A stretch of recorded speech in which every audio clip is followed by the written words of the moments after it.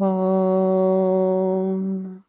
Sahana Vavatu Sahano Punaktu Sahaviryam Karavavahe Tejasvinavadidamastu Ma Vidvishavahe. Om Shanti Shanti Shanti. Hari Om. Yesterday, I recorded an episode about what Reiki gives you. And this morning, when I was meditating, I realized that episode just touches the surface. So today, I felt it was important to record a bit more and to really give you a deeper glimpse into this world of healing. Namaste and welcome to the Spiritual Wealth Podcast.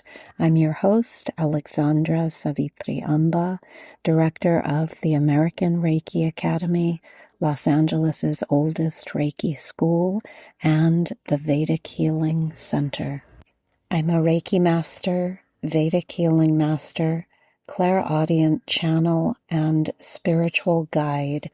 For over 35 years, I've taught thousands of people healing and spiritual self-development, and also led beautiful pilgrimages to India, where I've studied with blessed teachers and gurus. On this show, we explore topics related to metaphysics, Reiki, Vedic healing, manifestation, spiritual growth, and feng shui, based upon my studies and work in these disciplines. The aim of this show is to help you awaken, develop, and tap into your spiritual power in order that you may live well, manifest your dreams, and ultimately fulfill your unique divine purpose by working from the inside out. It all starts with energy. So today's episode is a bit spontaneous, and I like these spontaneous episodes because they are more organic for me. However, they may be also a little bit raw in that they are not so planned out, and I hope you'll bear with me. But yesterday I recorded an episode on what Reiki gives you. I started really thinking about this, not what is Reiki, but what does it give you? And I'm always really kind of dissecting the spiritual disciplines that have been so much part of my life. And Reiki was probably the first one, although I was also doing meditation as a child, and I will talk about that more in another episode. But suffice it to say, Reiki was the first formal training that I had within the realm of the healing arts. It started me on my journey as a healer and as a spiritual practitioner, or let's say a conscious spiritual practitioner. Really, I always make this distinction because we are all spiritual practitioners. What does that mean? We are all on spiritual paths trying to figure out what is beyond this physical plane. And so a conscious spiritual practitioner may be one who is really devoting themselves to the study of these types of modalities that lend themselves to conversations around the nature of life, why we're here, how we can better ourselves, what is beyond the body, what is energy, topics like that, how to achieve balance, through practices that are a bit outside of maybe what you grew up with. Although now, these days, for instance, yoga is very, very popular in the West. But when I got into all of these healing arts and yoga and meditation and so forth, the practices were still a little bit considered on the fringe. But now, as I'm looking back on Reiki and what it gave me, I thought, oh, I recorded that episode and it was just not enough. So I spoke about peace and tranquility. And I don't know if I used this phrase, but I wrote this down today, the permission to return to self. In other words, what does that mean? To return to yourself, to return to the light within you, that essence, that spark that is within you that we know is there. It's animating everything, but we get lost in the physical world and think that we are these bodies and we are these minds and we are our emotions. But actually, we are spirit. We are much greater than these other components of the being. So today, I just was really moved spontaneously to speak about what Reiki gives us. And you know how this came to me? Actually, I finished part of my practice today and moved into my yoga asanas. And while I was lying in Shavasana, which is corpse pose, and sometimes we do that at the end of a yoga practice, or we might do it in between poses as well. And all of a sudden, I really got the clear insight that what Reiki gives us is the space between the actions. And this is where healing occurs. So in yoga, you do your asanas, and then you always rest between the poses.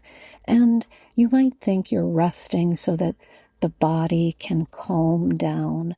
But there's another really fascinating thing that's happening, and I know this from studying Vedic healing with my guru in India. There are several techniques that he taught me in which we do the process and then there is a space in between the process. Sometimes he would call it the gap, where, okay, I'm going to say this, so take in this phrase. It's interesting. All the curative properties of the practice are flooding your being. So think about that. All the curative properties of the practice are flooding or rushing into your being. Your being is absorbing them all in that moment. So as you do, we'll go back to the example of yoga, you're doing your asanas. These are great and the body is benefiting. And then in between the poses, there is a remarkable space of tranquility, but more than tranquility and more than rest. And I'm going to bring this back to Reiki in a second. In between the yoga asanas, I want to suggest that the curative properties, the results of the asanas you have just performed, are flooding into your being. And so when we look at Reiki, Reiki is a very gentle practice. It is a beautiful practice where we're laying hands on the self or another, or we're working with energy for our spaces, the space that you live in, or a space that you work in, or a project you're working on. We can use Reiki for many different things, food, water. So as we're doing this, there's a sequence where we're moving the hands. but there is a great stillness that's occurring. And that's why I sometimes say to people, I don't know if other people say this, but I often say that Reiki is a very yin process. It's a kind of a feminine process because there is a softness about it and a great receptivity that's occurring. Even though you, the practitioner, are moving your hands, we are allowing that energy to move, to travel. It's just a space of receiving and allowing the energy to flow. And this is a little bit more feminine energy. I might draw the analogy, if I wanted to talk about male energy with a practice, I might give as an example, although this is a very simplified example because everything contains male and female, yin and yang in it. But if I wanted to give you an example, a chiropractic adjustment. Now, not all chiropractic moves are adjustments, but a chiropractic adjustment is more of a male, a forceful movement in your system. So Reiki, I'm not going to get long into this because I could go on and on about this male and female balance, but so even after that chiropractic adjustment, the space of receiving the energy is the feminine space. Now, back to Reiki. Reiki contains a great amount of receptivity, of just being. And that's why, as the energy flows, there is like a great presence that occurs in the recipient of healing, and it just an unwinding, a letting go, a releasing, a relaxing. And so I want to bring this back to what I was saying about the curative powers. The reason I'm thinking that Reiki has been so mysteriously remarkable sometimes is that you are entering into a space of pure curative energy. Now, I use the word curative because that's what Guruji said, but we do make the distinction between curing and healing. So curing is fixing, healing is let's allow all this light to flow so that the person receives and experiences whatever he or she needs. So, but this is also a cure. It is also curative. There is something amiss, and so you are lying down to allow that energy to shift something within you. So when Guruji said curative, he didn't necessarily mean, although it could be, a cure, a fix to a physical problem. Now I'm really getting into nuanced language, so I don't know if anyone is still with me, but in healing work, we make a distinction between healing and curing. However, I want to suggest that all of healing work is curative. Does that make sense? So, all of these modalities are helping set right. Maybe that's a better word than curative, because when we say curative, we think the condition goes away. Sometimes it does. Sometimes it gets, it changes.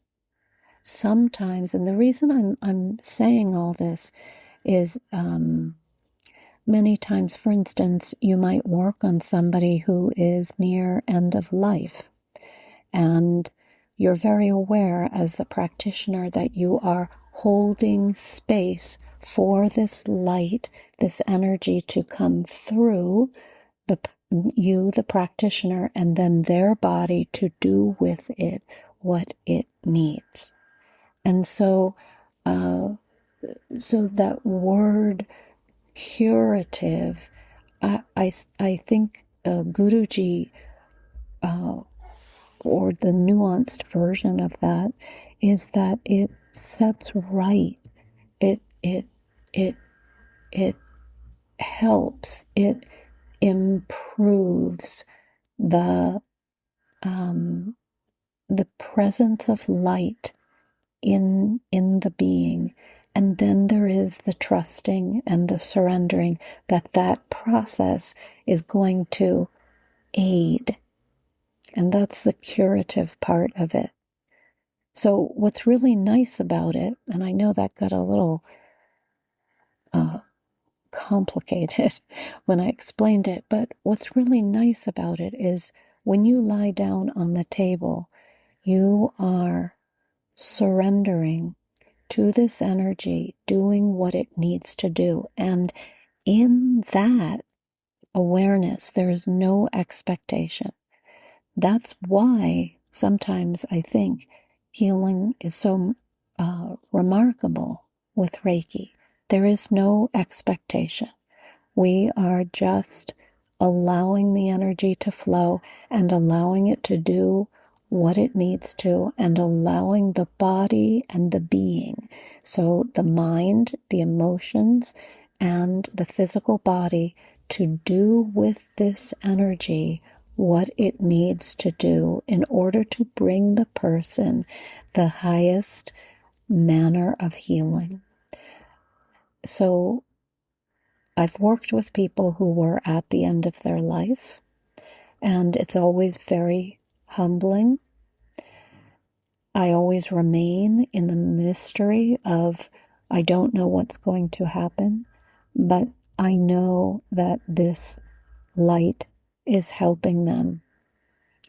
And if we are also aware that this existence never really ends. The existence here on the physical plane may end, but the spirit is eternal. If we're aware of that, then as the practitioner, you are pouring light into the being and knowing that that light is going to help carry the being on. It's just like a blessing when you send your child to school or your husband goes off for a new job. You say, good luck. Have a great day. That's what you're doing with Reiki. You're saying, here is 1 hour, if you're doing an hour session, of unconditional love. I am fully present with you in this hour. I am a willing vessel for light to pour through me, that I may be of service to you, the recipient. Here, have this. Now take it with you and trust that your body, your being, your mind, your emotions are going to take this beautiful energy and do with it what is needed. So this was a long kind of digression to to talk to you really about the space that's occurring in a Reiki session. It is the same space that is generated in these techniques, for instance, in Vedic healing that I teach, where they're very mystical and powerful techniques for manifestation, for all sorts of things. But anyway, there are techniques where we consciously go into the space in between the techniques, the actual breathing or the chanting or whatever we're doing. Reiki, and that is the curative space. That is where Guruji used to say all the millions and trillions of cells in your body are turned on and they're working to bring you what is needed. So Reiki is like giving you that space for a whole hour or half an hour or 45 minutes, however long you're getting your healing for. And this space is where healing occurs. Just like when I'm doing my yoga asanas, the asanas are great and my body feels good. And then in between, I feel the effects. And in between, I'm experiencing it's not only feeling the effects, I'm experiencing a download of the effects. So sometimes they say Shavasana is the most difficult posture in yoga, because can you lie still and just be in that space and just receive and just exist? So you will know if your yoga practice is going well, that, and well is kind of a judgment, but anyway, no good, no bad, but you will know that it feels like you're getting great benefit when you can lie in Shavasana and be still. Just be still. But if you are lying in Shavasana and you are thinking about worries in your life and you're twitching or agitated or, putting your attention on an itch or, then there's some stillness that has yet to occur. So with Reiki, with meditation, with yoga, we are looking for that stillness because we know in that stillness there is potency, there is bliss, there is power, there is, as Guruji said, all the curative powers of the universe rush forward to greet you. All the millions and trillions of cells, he used to say, in your body. So this episode is simply about space, the space that exists in healing, the space that exists after the chiropractic adjustment, in the moments after it, when all the curative powers in your body are rushing forward, the moments in between your yoga asanas, where you are hopefully experiencing a glimpse of peace, the moments in meditation where you achieve that space of no thought, where your mind is so still and serene. And then you have thoughts again, and sometimes the thoughts are, oh, that was so incredibly blissful. But that's a thought. So if you can stay in the bliss, and you do, because the more we do this, the more we get to those longer spaces where there's no thought. And Reiki, where you're lying there and you are in that space. You are just receptive. At first, maybe the thoughts come and go, and then you reach this deep, deep stillness. I often say that people say to me, I didn't know I could get this relaxed without getting a massage. Their reference is that they've had massage and they've been relaxed in massage. And Reiki is like giving them just this pure liquid light or liquid love energy. So I hope this was interesting. I wanted to touch upon this notion of space. I may keep talking about the benefits of Reiki. I record these episodes through the inspiration that I get. And today it was very strong to speak about what Reiki gives you. See, I'll say one last thing. If those spaces in meditation are so beneficial to us. And if Shavasana is so beneficial to us, imagine what extended Reiki sessions give you. I say imagine because I don't know if you have experienced Reiki before. I've had tons of Reiki healings and I've given thousands of them now. So I know the benefit. I know what it has done in my system. And sometimes people come to me and say, how many sessions do I need? As many as you want. How blissful do you want to get? How peaceful do you want to get? How balanced do you want to get? So I never tell them, you must have a certain number. Do I think that the work is cumulative? Yes. Yes, of course. Do I think that the more sessions that someone gets, the greater the benefits? Yes. But here's the interesting thing, of course. You can have one session and derive benefit that you can pinpoint. Sometimes people will just say they felt peaceful afterwards, but sometimes they say,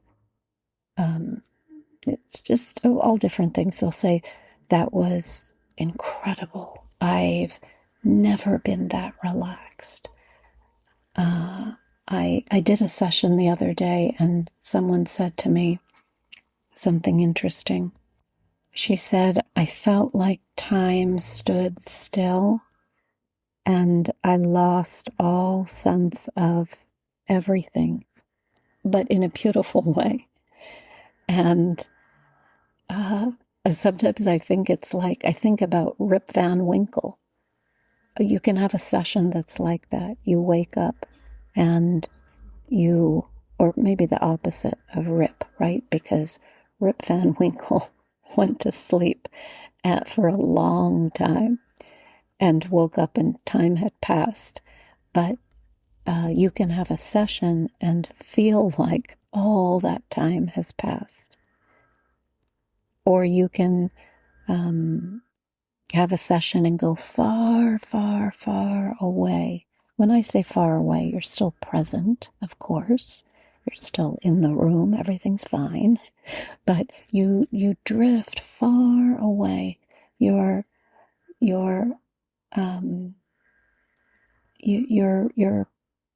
still there. You may not be so aware of the table. It's not that you've left your body necessarily, although sometimes you do, and there's nothing scary about that either. It's just a drifting, and everything is left behind. All the worries, all the cares, all the upsets, all the to-do lists, all the activity that's pulling at us every day. So I feel it's important just to close and say, receive body work. Receive the body work that calls to you. It might be Reiki, it might be something else. Move into a different way of interacting with your body. We take these bodies for granted, and when you start receiving body work, doing body work, like when we're doing Reiki, a great awareness occurs of these bodies, of the entire being. So whenever I'm saying the body, I'm also talking about the whole being. So not just the body, the mind, the emotions. We get just a great compassion, really, for ourselves and for these vessels that we find ourselves in that are full, jam-packed full of our thoughts and our worries and our emotions. And so you, as a caretaker of your body and being this lifetime, have the responsibility to not just move this body around and do a little exercise every once in a while, but really lie still and receive treatments that can help you on very deep and beautiful levels. And for me, Reiki was the first modality. I continue to teach it. I continue to practice it. I continue to tell people it forms a beautiful basis for all sorts of spiritual development techniques. And the more you go into it, the more you do the levels, the more you practice it, the more you give it, the more you receive it, the more the benefits will occur, as with anything.